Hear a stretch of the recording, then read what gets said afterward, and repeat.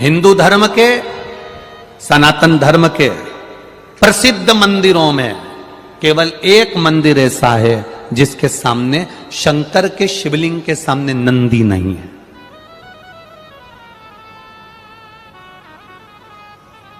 पूरे भारत की भूमि के हिंदू धर्म, सनातन धर्म के सारे प्रसिद्ध मंदिरों में एक मंदिर ऐसा है कि शंकर भगवान के शिवलिंग के सामने नंदी नहीं है। क्यों नहीं है? क्या कारण है? वो केवल दुनिया का एक ही मंदिर है, वो एक ही जगह है, वो है अमरनाथ की गुफा, जिसके सामने नंदी नहीं है। कौन से महादेव? जम के बोलो जरा।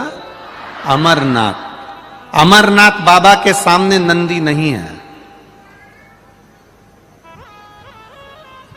क्योंकि भोलेनाथ पार्वती जी को जब अमर गुफा में बैठकर ज्ञान दे रहे थे तब नंदी को भी छोड़ दिया था, गले के सांप को भी छोड़ दिया था, चंद्र को भी छोड़ दिया था। यहां तक है कि भगवान ने गंगा को भी संजो कर एक जगह पर रख दिया था जब पार्वती को ज्ञान उपदेश दिया जा रहा था।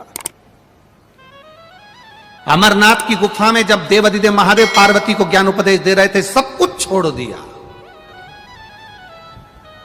नंदी ने कहा था आप गुफा के अंदर जाकर बैठ जाओगे, मैं अंदर नहीं जा सकता, मेरे लिए आज्ञा क्या है? भगवान कहते हैं जब तक मैं गुफा में बैठा रहूं तो बाहर रहना, लोग जल चढ़ाएंगे, मेरी आराधना करेंगे। शिवजी के मंदिर में शंकर भगवान मंदिर के अंदर हैं और नंदी बाहर है। उसका केवल एक कारण है कि महादेव अगर मंदिर छोड़कर, कैलाश छोड़कर, शमशान छोड़कर, साधना छोड़कर नहीं जा पाते हैं तो उन्होंने नंदी से कह दिया सबके दुख मिटाने के लिए तुझे उनके द्वार तक पहुंचना है।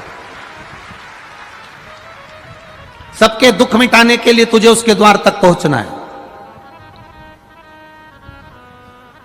आप शंकर भगवान को एक लोटा जल चढ़ाते हो, उस जल की साक्षी कौन देता है? तुम्हारी शादी होती है, फेरे होते हैं, शादी की साक्षी कौन देता है? साक्षी देने वाले दो हैं, एक अग्निदेव, दूसरा ध्रुव तारा। कौन देता है? ध्रुव तारा। पहले ऐसा नियम था, अब यहां पर महाराष्ट्र में है कि नहीं हमें नहीं मालूम। पहले लड़का लड़की की शादी होती थी तो खवास आता था, नाई आता था, लड़का लड़की का ऐसा सिर मिलाता था और उनको ध्रुव तारा दिखाता था। महाराष्ट्र में ऐसा है कि नहीं है पता नहीं हमको, है कि नहीं? इधर है ना, कहीं कहीं होगा ऐसा। तो ध्रुव तारा साक्षी होता था। उस वरकन्या के विवाह की साक्षी ध्रुव तारा देता था, साक्षी थी उसकी। आप एक लोटा जल जब देवाधिदेव महादेव को चढ़ाते हैं, आपको नहीं मालूम कि शंकर जी नेत्र बंद करके बैठे हैं पिंडी के अंदर, शिवलिंग के अंदर, कि शंकर जी नेत्र खोल कर बैठे हैं, आपको नहीं मालूम। आपने तो शंकर जी को जल चढ़ा दिया, पर तुम्हारे जल चढ़ाने की साक्षी कौन देता है? जो सामने बैठा हुआ है मंदिर के बाहर। कौन? नंदी। वो तुम्हारी साक्षी दे देता है।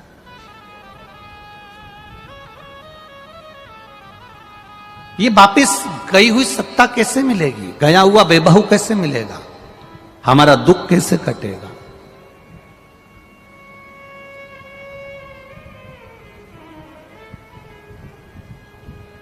कौन आएगा अंत समय में जो हमारी सुन ले?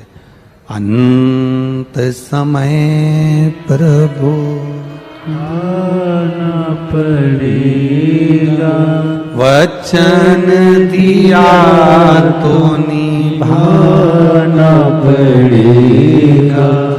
आए ना आए प्रभु कुटुंब कबीरा, अंत समय प्रभु आना पड़ेगा, वचन दिया तो निभाना पड़ेगा।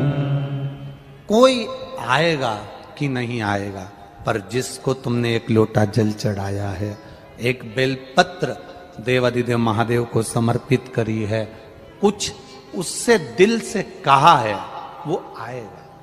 बहुत सारे लोग मिलेंगे जो कहेंगे हमारे पास बैठो, हम तुम्हारा दुख मिटा देंगे, हम तुम्हारी तकलीफ मिटा देंगे, हम तुम्हें एक भभूति दे देंगे, हम तुम्हें एक बेल दे देंगे, हम तुम्हें एक नरियल दे देंगे, हम तुमको ये दे देंगे, हम तुमको वो दे देंगे, तुम्हारा दुख मिट जाएगा। पर ईमानदारी से बोलना, संसार में दुख मिटाने की सामर्थ्यता किसी में नहीं है, वो मिटाने की सामर्थ्यता केवल एक देवाधिदेव महादेव में है, बाकी तो किसी में नहीं।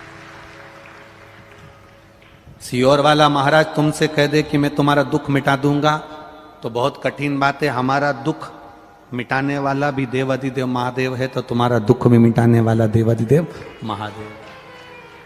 संसार में जन्म लिया है तो दुख पीछा नहीं छोड़ता।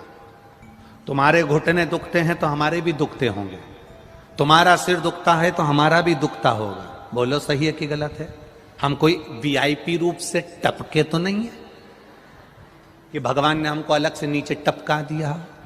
मानव की देह हमारी भी है, तुम्हारी भी है। तुम 2 रोटी खाते हो, हम भी 2 रोटी खाते हैं।